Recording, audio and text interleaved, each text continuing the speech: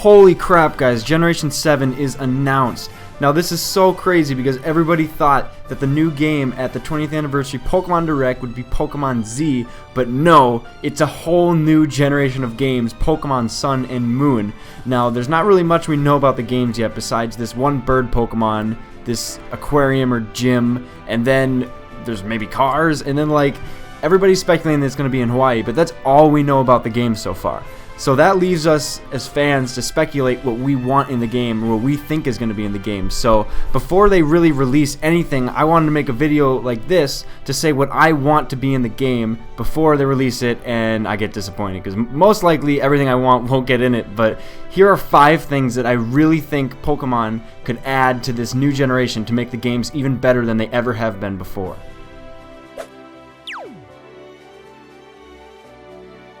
Something I would like to see is more dual-type moves. Hawlucha currently has the only dual-type move in the game, Flying Press, which is fighting and flying type. This was something that had never been seen prior to X and Y, but I feel it could have been taken even further. Something that I believe Pokemon does really well is relating to a large audience. If you're younger and are just playing through the game one time, it isn't too hard to catch on to, but if you're experienced and like to take the game further than that, you can, because the battle system's actually very complex. Adding more dual-type moves will just make battling even more complex than it already is. It'll take it further and allow for more strategy, more preferences, more movesets, more fun.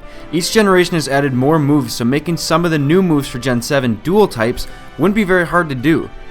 Also, though I'm not as thrilled for this idea, it'd be possible to change some old moves into dual types. For example, Muddy Water could be Water Ground, but whatever, that's just one example. Making more dual-type moves is a pretty realistic goal Gen 7 could accomplish. Another thing that would be super cool to see is multiple save files. Now this is something that fans have wanted for a very long time. It's always annoying when you want to play through a game but don't want to delete the save file you worked so hard on.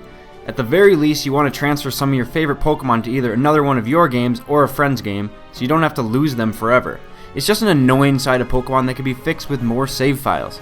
I'm not sure how much space would have to be set aside for more save files, but I don't think it would have to limit content in the game. In fact, if it doesn't take up much space, it's almost a no-brainer to add more save files. Most other games have it, and it'd be really cool if Pokemon could as well. And it would just work out really well. It's something that Pokemon could easily do, and I really think they should implement it. My next feature is a tweak to the XP share system from Gen 6.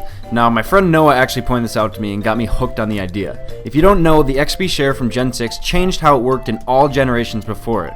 Instead of being held and only affecting one Pokemon, it changed to a key item and affected every Pokemon in your party. Now, this can be really cool as it trains up your whole team a lot faster, however, it can lead to being over-leveled. Also, if one of your Pokemon has a higher growth rate, chances are you won't be using it in battle at all, since it will grow levels faster and will always be a higher level than the rest of your team. In my experience, I've ended up only using 2 or 3 of my 6 Pokemon, the ones that have the lowest growth rate in my team. Now you can always turn off the XP share, but there's an even better solution. What if you could set certain Pokemon in your party to be affected by the XP share? This way, if you're only trying to train up one Pokemon, the rest of your party wouldn't have to get super over-leveled in the process. An easier way to think of this is having 6 XP shares from the old Pokemon games and deciding which Pokemon will hold them. It makes sense since it wouldn't force you to level up every Pokemon, yet if you really like that system, you still could if you wanted to. It's really the choice that would make the difference. Another thing I hope to see is difficulty settings at the beginning of the game. There are ways to change to different difficulties in 5th gen, but a change to that system would be giving it to every player at the beginning of their game. Allowing the player to pick a difficulty setting right away in every game seems like such an obvious thing to have.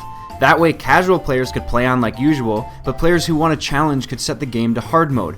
X and Y was really easy, like let's just be honest, and if some people could have set it hard from the beginning, it could have been even more enjoyable than it already was. It's just something little that would make all the difference.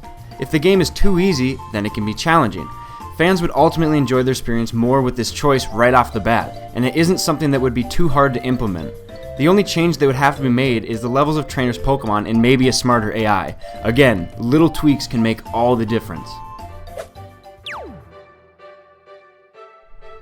The thing I hope for most in Pokemon Sun and Moon is multiple regions.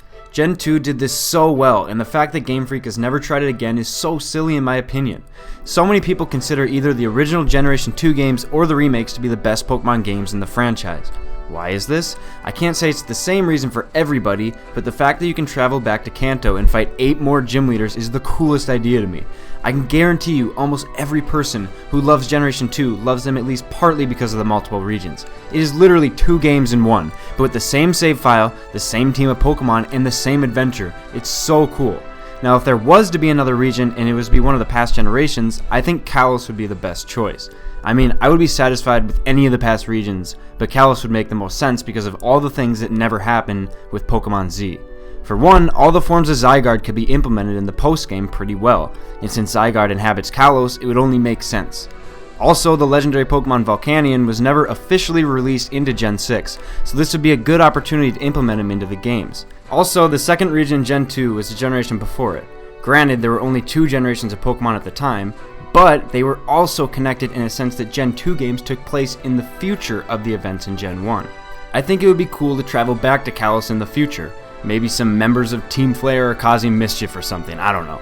Whatever they do will be cool, but if they implement multiple regions in Pokemon Sun and Moon, it might become my favorite generation of all time.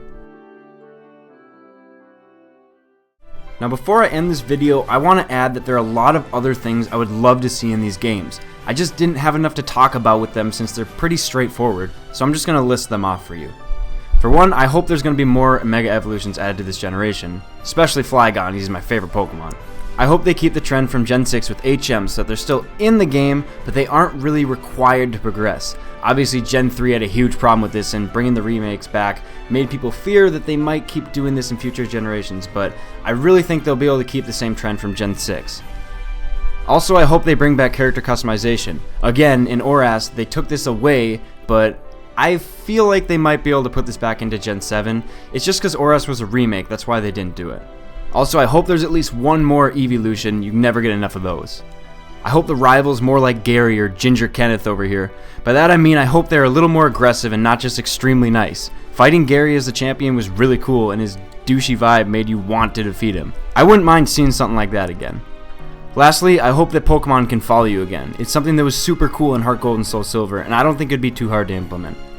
There are a lot of things that fans want in a new Pokemon game. Obviously not everything we want will be in the game, but at the same time, Game Freak does a great job of putting things in we didn't even expect, like Mega Evolution. So I just want to assure you that whatever they decide to do, it's gonna be amazing. That's just how Pokemon is and always has been. That's why it's been a huge part of my life as far as I can remember. Pokemon Sun and Moon are gonna be great games, I just can't wait for more news to be released.